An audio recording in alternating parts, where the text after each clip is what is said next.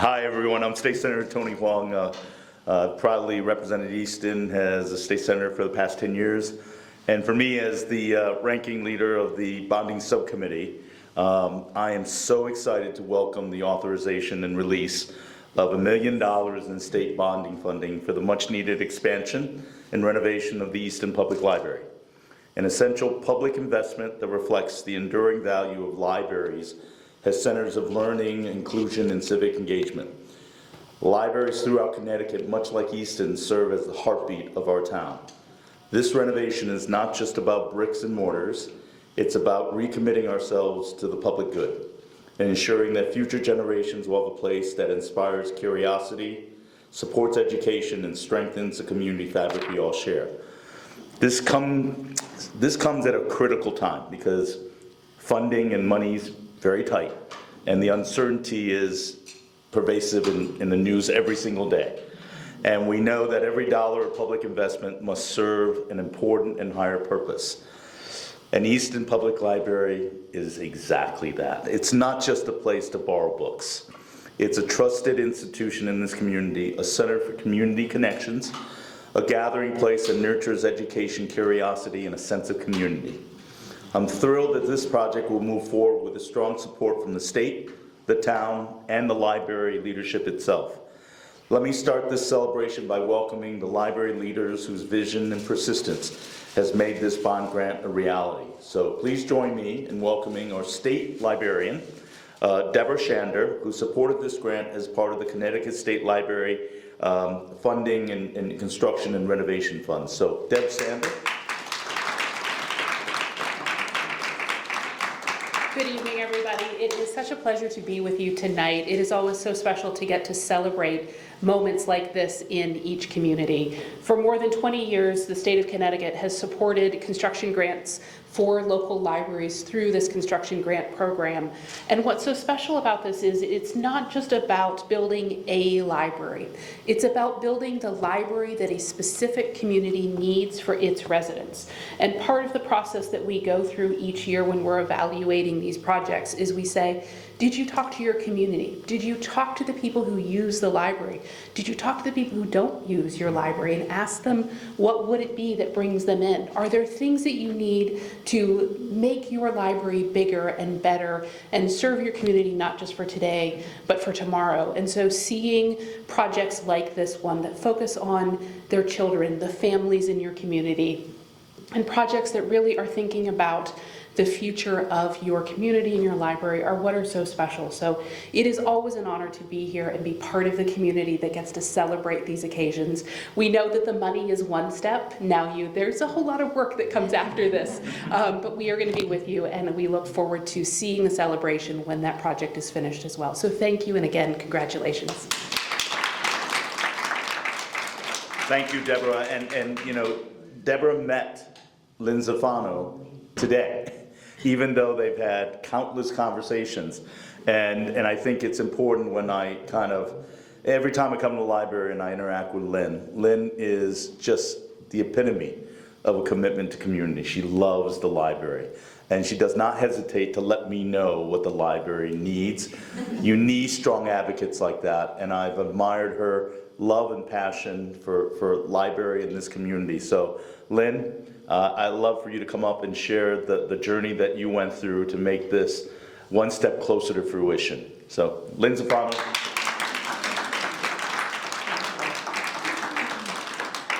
Hi, everybody. Welcome. I'm so glad to see everyone here today. I want to thank Deborah. I want to thank Senator Huang. Our delegation. Yes, everyone who's here today. But I'd also like to thank, well, first let me backtrack a little bit. This project actually started the thought for it started in 2017 when we first put together a building committee and hired an architectural firm to design this children's expansion that we wanted to do. And our main goals were to, expand the area where children could come and play, they could explore, they could read, they could, work, study.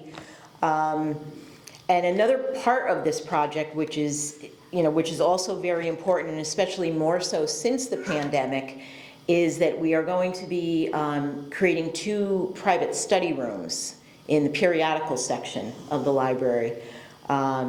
This was kind of an add-on, but I'm so glad that we did add it on when we first planned this, because since the pandemic, there's been such an increased need for this kind of thing. We do have our study pod, which gets used constantly, but I'm so excited that we will also have 2 private study rooms, so we'll be able to accommodate more people who need that.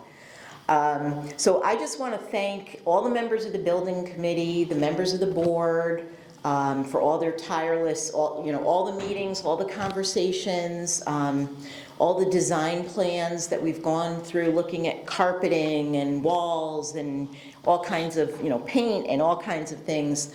And just all the dedication to, all of these people are doing it, they're volunteering their time, and I truly appreciate that. And I also want to give a shout out not only to the current building committee and board members, but to the board and committee members from the beginning, from 2017, that are no longer serving, but all worked really hard to make this happen. So, Mary Beth, am I forgetting anybody? I think you covered everyone. Okay. Well, actually, I should also thank you and the children's staff for being a part of the planning and the decision-making process and offering ideas as well, because, as we know, the more people we involve in the process, the more ideas and the better ideas we get, and the better the project comes out. So thank you, everyone. I'm really excited about the next step, or next steps, I should say, which will be putting the project out to bid, hiring a contractor, and breaking ground. So, stay tuned, and we've got a lot of excitement and hard work coming up, but we're excited about it. Thank you, everybody.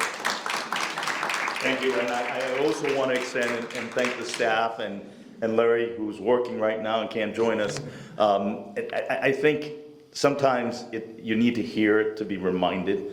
2017, this was begun, and the people that are part of this community that really made it happen. It's persistence, but it's also a vision.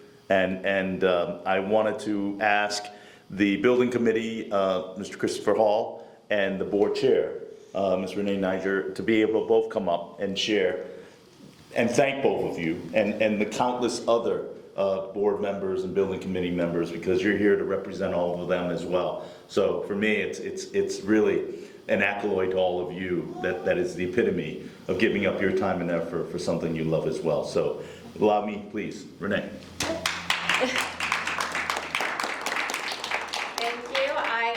Would like to thank everyone, past and present, who has worked to make this happen. Lynn, especially, thank you for all of your hard work and bringing us all together to work on this throughout all of these years. The library is such an important part of the community, and it's always changing, and it's so exciting to be here at this time to really see the way that the Easton Library is going to grow and change and meet the needs of the community. So it's really a thanks to the community for supporting this and for helping to fundraise to make this dream a reality.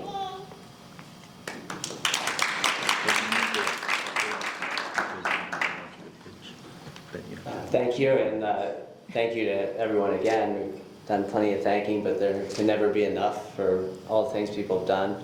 I am Chris Hall. I'm an architect and father, and I'm very thankful to have been able to be part of this, as I think back to when my kids were little, and they're not super old yet, but they loved going to the library and making tons of noise. And one of the things that's part of this is providing a glass separation between that part of the library and the more adult part, but still allowing that visibility and energy to come into the rest of the library. And that was sort of the core of this. It was sort of thinking about not what we've all thought of libraries to be, but also what the library is going to be and sort of what its purpose is in today's world. and sort of these study pods and these kids areas, this way to bring like life into the library. It's so much more than just books. It's getting people there and people to interact with each other, and having the joint room that's between the two kids spaces, being able to have events in there and just see the life and give those people in the whole community a place to do that. So, you know, thank you everybody for helping make this a reality. Thank you. And Renee brought up a very good point. This is $1 million going into a project that may be 2.5, and I think it is a matching fund that the community and the library needs to match to complete the project. So could you take this opportunity and make an appeal for community contributions? And is there a Friends of the Library outlet, or how do you fundraise to be able to meet some of the needed funds to do this? Well, there is a Friends of the Library, and one of the presidents of the Friends of the Library is right here. George Hayek is in our audience, so you want to stand up and say... George, you want to come and make a pitch? Please do, because we need to raise money. Well, it's not just important too for the community, it's to raise money, but it's also important to understand that you have to support your library in various ways. Thank you. Thank you. So, there you go. There you go. My pitch. Every year we have Library Giving Day, which is an annual event the first Tuesday in April, and it's a national occurrence, and all the libraries across the country, or at least many of them, will solicit funds, and we did get donations of almost $5,000 this year. But the good news was that there were more contributors than there were last year.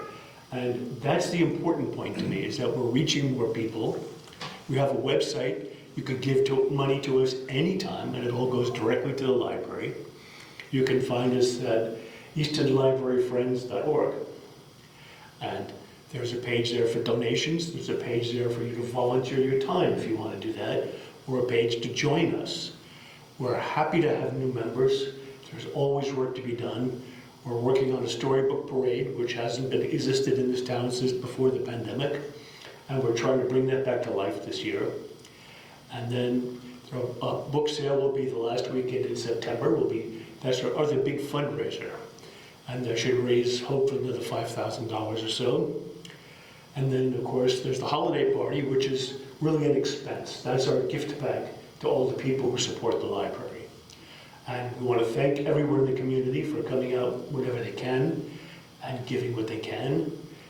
And we all enjoy the library, and that's why it's worth doing. Thank you. Thank you.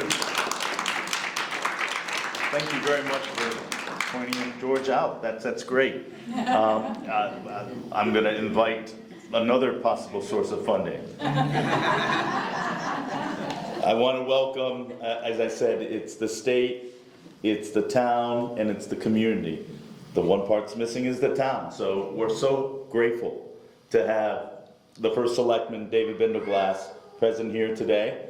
And we'd love to have him come up and say a few words, and a big support of the library, truly. David? Yeah, believe it or not, my mother was a librarian, so this is all these new things. kind of a personal thing. I'll just echo the thanks for everyone. This has been a real team effort, all the committees, all the library folks to get this started. Lynn, who I've had the pleasure of working with for the last almost 6 years, and her staff, all of whom do a phenomenal job here. It's a great library. She doesn't always love me at budget time, but the rest of the time, we all do very well, and you do produce a great facility and a great service for the town. And it's very much recognized by all of us. It's a huge plus. And this will be a great addition. Again, like all things, great team effort. And as regards the team in Hartford, I was asked to pass along the support and congratulations from the Lieutenant Governor. Susan Beisowitz, who's been a great friend to this town and has done so much for us in the Bond Commission. And by the way, I do want to promise everybody, I've gotten more questions about the Bond Commission. So I will promise an article describing the function of the Bond Commission, so people know what this is really coming from. But from Lieutenant Governor, this funding is proof of our state's commitment to investing in the development of our towns and cities and utilizing already existing spaces. I'm so proud the state was able to support this effort to invest in the town of Easton and expand and renovate the library so that it is modern, accessible, and truly community-focused. Libraries are so much more than buildings. They're hubs for education, creativity, and community. And this one will serve Easton for generations to come. Congratulations to everyone involved. And I will just add my thanks and congratulations, and look forward to rolling up our sleeves, because these projects are never easy, but we will make it happen. These guys will make it happen. And thanks again to everyone. Thank you. Thank you, David. And I think it's also important from a bonding perspective. This is an incredible accomplishment. And it could not occur without the leadership that we've honored here today. But it also comes from the Connecticut State Library. This bonding allocation came from the state library grants and renovations and construction. And I want to acknowledge both the Lieutenant Governor and ultimately the Governor. The Governor needed to authorize and release the money. People need to understand there's potentially billions of dollars of unallocated earmarks that have not been approved. So when the Governor approved last week, it was a big to-do. Now we'll push to make sure, as a state delegation, in a truly bipartisan basis, to make sure that check gets to your bank account. So let me begin by, again, introducing that this is the state delegation working collaboratively and bipartisanly together. I want to invite Representative Ann Hughes to come up and... Thanks, Tony. I concur that it is a really big deal to get $1 million from the State Bond Commission, because it's a collaboration in the investment of a community magnet. This library is really a community magnet. I want to acknowledge we're standing in a beautiful art show thanks to the collaboration with the Easton Diversity Inclusion Task Force. These spaces for celebrating neurodiversity, and this is Autism Awareness Month, and again, this is an example of the collaboration of public space that brings people together, that it becomes a magnet for those young families, and that the state acknowledges and is ready to invest in. And they only invest in it if we're going to also put up some skin in the game. And I don't think, we talked about how much skin in the game we're putting up but as a community and fundraising for and as a town, but that's the kind of, on the kind of scale of why we got $1 million for this project, because the town and the Friends of the Library and all the volunteer boards are that committed and that invested and for this many years. So really kudos to you all. You're showing up, you're showing out, and in these uncertain times, like the Senator said, we really need these public spaces and these safe places and these magnets for our families and for our young people. So thank you. Thank you, Representative. And let me welcome the other Easton representative, Representative Tony Scott.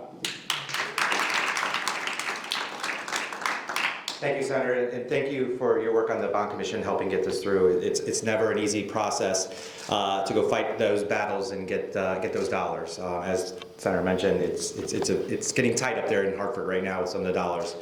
So good work for them, and good work for Lynn for fighting for, making that case in the state library to support that along the way. I have 16-year-old girls now, but when they were younger, they lived at the library, and it's something that builds that love of reading, but also understanding that there's so many topics out there that you can understand and learn at your fingertips. So opening that up early and having that as a possibility just opens up so many doors for those as they're growing and become more knowledgeable and understanding as they're heading into school. But also as as Ann said, it's a safe space, right? There's people who are maybe less fortunate who might need to come use a computer, right? They might need to come here just have a safe space to get away. And the library is that. It's a quiet, safe space. So it meets so many different factors and so many ways to help the community. This $1 million can go a long way, and I don't envy the task of now spending the $1 million plus. It's going to be a difficult task as you go, but it's going to be a fun task because you're going to only be helping the community. So congratulations and good luck. Any help you need, Russ away. You have 3 advocates here supporting you from the state, so please don't hesitate to reach out. Thank you. And I want to close by reiterating that this is a remarkable accomplishment. And the people that we recognized just earlier just represents a small kind of composition of many others that have supported along the way. To think that's something that began in 2017, through all the challenges and through the persistence. And I want to really acknowledge Lynn. Lynn deserves tremendous credit for holding it all together, for her love and passion. But I also want to be able to take this moment and make a pitch for all of our libraries. Our libraries are going through very challenging times with difficulties in municipal budget and the federal funding that impacts each of the municipalities. Our libraries are sacrosanct centers of community. And so for those people that are able to hear us and talk about this celebration today, come and support your libraries. Be present, be engaged, be a part of the Friends of the Library. What you get is not even close beyond what you will give back and receive. So I think for me, I love our libraries, plain and simple. But our libraries depend on a interrelated work with local communities, with individual philanthropy, as well as the general support of the institution. So we love our libraries, and I think this is a great part. As Christopher said, this is a library that is also creating a haven for kids to be kids and to be able to create that separation but still that connectedness. I think you put it so effectively that this is a place where joy, learning, and you don't experience your learning process by just going through a phone or through TikTok. You're actually picking up a book. You're actually interacting and learning about various book readings and interests. So again, it's a big pitch for our libraries, and I love our libraries. And I want to thank all the people that are supportive of our libraries. And we have some treats from Geysers. Adrian reminded me when I asked her to, feed some of the people with treats. She says, I'm on the board. I said, of course I know you're on the board. It's a great group, and it's a compilation of our community. So our libraries are our community. And Easton's such a great community, and this library reflects that. So thank you very much, Lynn. Thank you to your staff.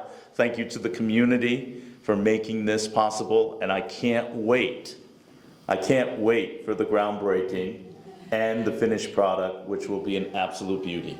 So thank you all for being here today. God bless.